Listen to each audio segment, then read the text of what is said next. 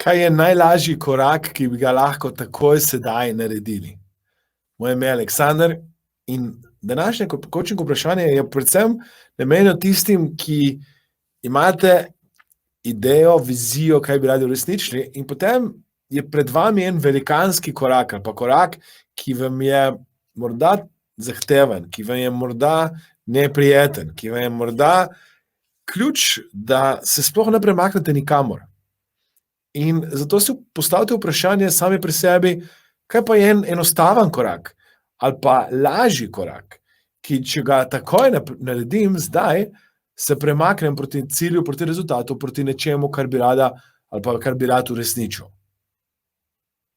Veliko ljudi že v samem štartu želijo narediti popoln korak.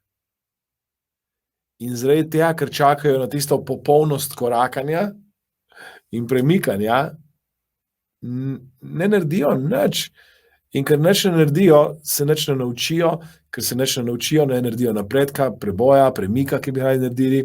In zapomnite si nekaj, ko ste vi začeli korakati, ko ste začeli hoditi, še kot čisto majhni otročički, pred davnimi leti, ste padli, ste hodili nepopolno. Vendar kljub vsemu so vaši starši, oziroma ljudje, ki so bili takrat okrog vas, praznovali, ploskali, se veselili teh korakov.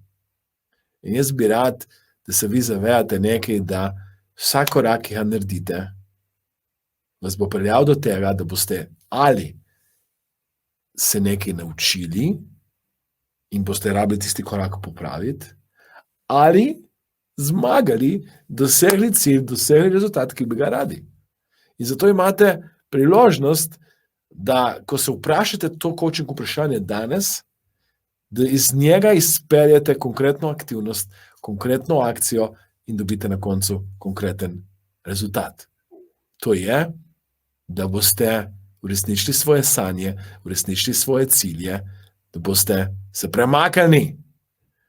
Ni cilja, ni rezultata, ni želenih sanj brez akcije. Premaknite rit, spodbujam vas, verjamem v vas. Hvala, ker boste všečkali, delili, komentirali to coaching vprašanje in se že veselim, da se vidimo na naslednjem coaching vprašanju. Hvala, ker ste.